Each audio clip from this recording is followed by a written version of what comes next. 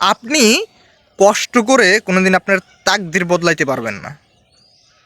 আমাদের সমাজে মূলত দুই ধরনের মানুষ আছে।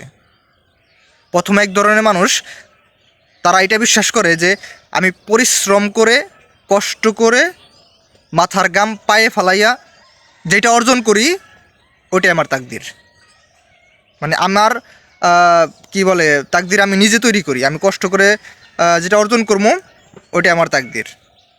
আর এক ধরনের মানুষ আছে যারা এটা বিশ্বাস করে যে আল্লাহ যেটা করে ওটাই আমার তাকদির, আমার কাজ করার দরকার নাই। আল্লাহ তো তাকদির ফিক্সড করে রাখছে, ভাগ্য একবারে মানে কি বলে যে ফিক্সড করে আমাদেরকে দুনিয়াতে পাঠাইছেন, তাহলে আমার কষ্ট করার দরকার কি, তারা এটা মনে করে। আমার ব্যক্তিগত মত, আমি আমার ব্যক্তিগত মত প্রকাশ করতেছি যে এরা দুইজনই ভুলের ভিতরে আছে। যে প্রথম, যে এটা বিশ্বাস করে যে আমি কষ্ট করে আমার তাকদির আমি নিজে নির্ধারণ করি। আর দ্বিতীয়, যে এটা বিশ্বাস করে আল্লাহ তো সব কিছু মানে নির্ধারণ করে রাখছে, ভাগ্য নির্ধারণ করে রাখছে, তাহলে আমার কষ্ট করার দরকার কি। এই যে দুই ধরনের ব্যক্তি আছে, আমি মনে করি এই দুইজনের কনসেপ্টই ভুল।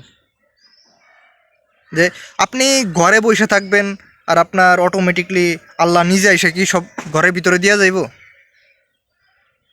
আর একটা হলো, আপনি ওই যে চকে খামারে মাথার গাম পায়ে ফালাইয়া আপনি ওইটা অর্জন করতে পারবেন না যেটা আল্লাহ তাআলা আপনার তাকদিরে রাখে নাই।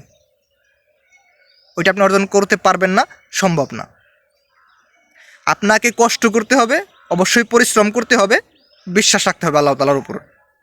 আল্লাহ তাআলা যেটা আপনার ভাগ্যে রাখছে ওইটা আপনার ওই কাজের বিনিময় দিয়ে দিবে। কিন্তু আপনি যদি বলেন যে না, আমি কাজ করে কষ্ট করে মাথার ঘাম পায়ে ফালাইয়া আমি আমার ভাগ্য নিজে নির্ধারণ করছি, এইটা যদি মনে করেন তাহলে আপনি বড় একটা গুনাহ করতেছেন। ভাগ্য কোনোদিন নিজে নির্ধারণ করা যায় না। আপনার তাকদিরে যেটা আছে আপনি ওটা পাবেন, তবে আপনার কাজের মাধ্যমে।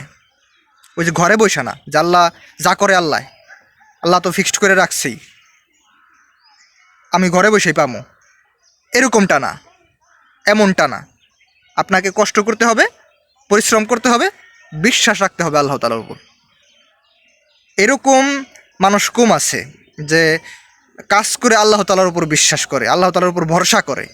তারা মনে করে যে না, আমি কাজ করে যেটা অর্জন করছি ওইটা আমি করছি, মানে আমি আমার তাকদির, আমার রিজিক আমি নিজে মানে তৈরি করলাম, এটা বিশ্বাস করে মানুষ। এটা খুব বড় একটা গুনাহ।